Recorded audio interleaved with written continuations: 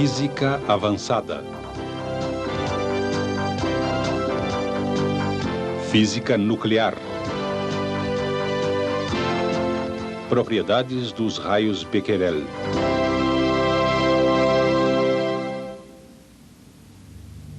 Em 1º de março de 1896, Henri Becquerel descobriu uma forma misteriosa de radiação. Observou que o composto sulfato de potássio uranila emitia continuamente raios invisíveis que não podiam ser ligados ou desligados. A misteriosa radiação descoberta então se tornou conhecida por radioatividade. Becquerel verificou que uma fonte radioativa emitia radiação continuamente a uma taxa razoavelmente constante. Esse processo não era afetado por calor ou por solventes químicos. Ele também verificou que, quando o material radioativo era colocado junto a um eletroscópio carregado, ionizava o ar e as cargas em excesso das folhas do eletroscópio eram rapidamente neutralizadas, descarregando assim o eletroscópio.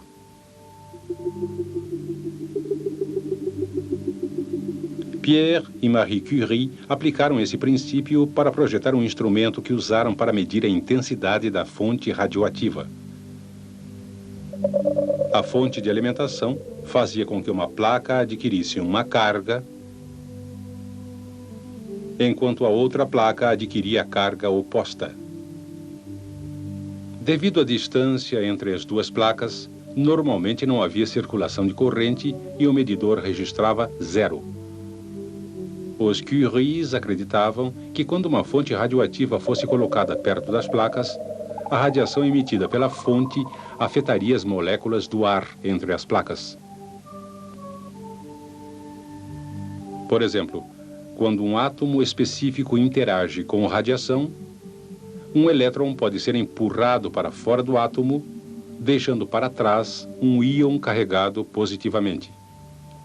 Assim, formam-se muitas partículas carregadas entre as placas do aparelho. A placa carregada negativamente começa a perder elétrons, porque eles são atraídos para os íons. Enquanto isso, elétrons livres são atraídos para a placa positiva e chegam até ela. O fluxo de cargas através do ar permite que circule uma corrente pelo circuito.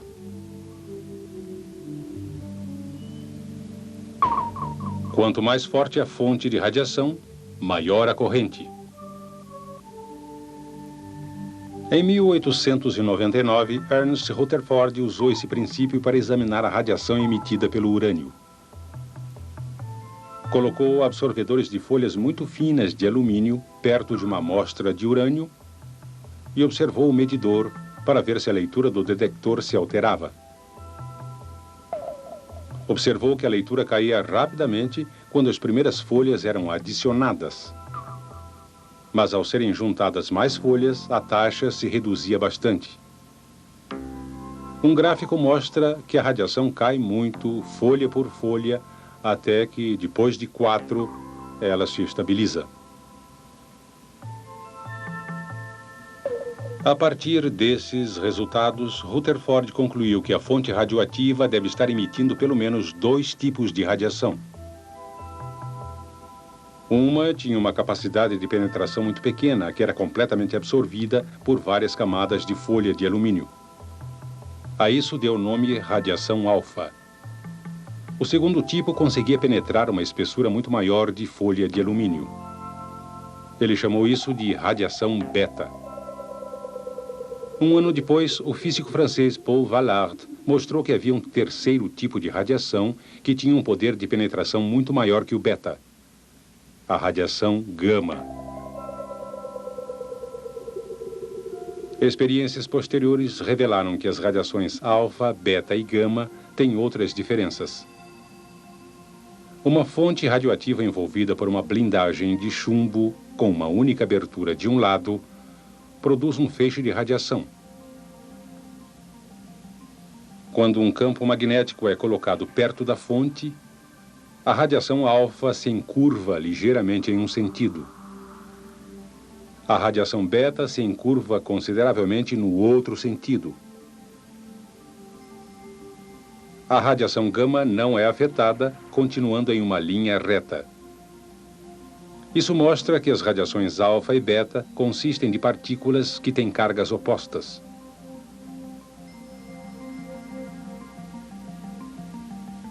Um trabalho posterior mediu cuidadosamente a deflexão das partículas beta e comparou os resultados aos produzidos quando um feixe de elétrons interage com um campo magnético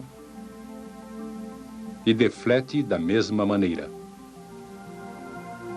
Finalmente, concluiu-se que as partículas beta são idênticas a elétrons.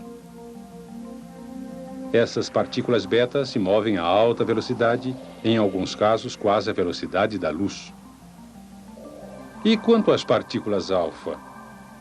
Ernst Rutherford mostrou que as partículas alfa realmente se movem muito mais devagar.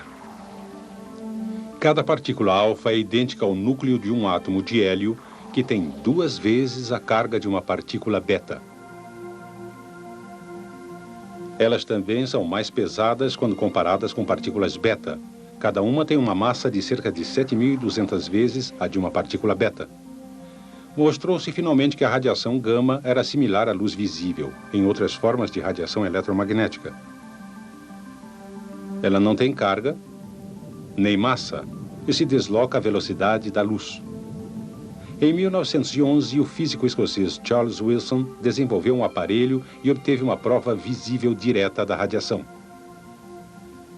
A versão moderna consiste de um bloco de gelo seco em que é colocado um cilindro de plástico. Um anel de material absorvente no interior da vasilha é saturado com álcool. Quando uma fonte radioativa é inserida em uma abertura no cilindro e o aparelho é iluminado por uma fonte luminosa, logo se tornam visíveis rastros de vapor.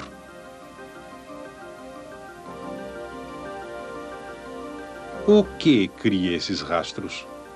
O álcool líquido evapora para formar um vapor que é resfriado pelo gelo seco.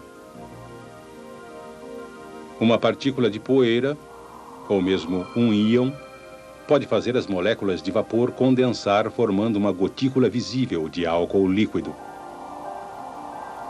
Um único átomo ioniza quando a radiação interage com ele para arrancar elétrons. Como é muito grande, ocorrem diversas colisões dessas partículas alfa. Gotículas de álcool condensam ao redor de cada íon, deixando uma trilha bem definida. A partícula alfa perde sua energia cinética em muitas colisões que ocorrem em somente uns poucos centímetros. Sua trilha é relativamente curta e espessa. Por outro lado, a partícula beta, que é menor e mais rápida, se desloca mais entre colisões e, portanto, deixa uma trilha longa e estreita. Raios gama, que não são partículas, movimentam-se à velocidade da luz e só raramente interagem com átomos para formar íons. Portanto, eles deixam uma trilha longa e difícil de ver na câmara de neblina. Resumindo, os pesquisadores fizeram um excelente trabalho ao explorar e descrever diferentes tipos de radiação. Mas o que estava causando essa radiação? O que estava acontecendo dentro da matéria?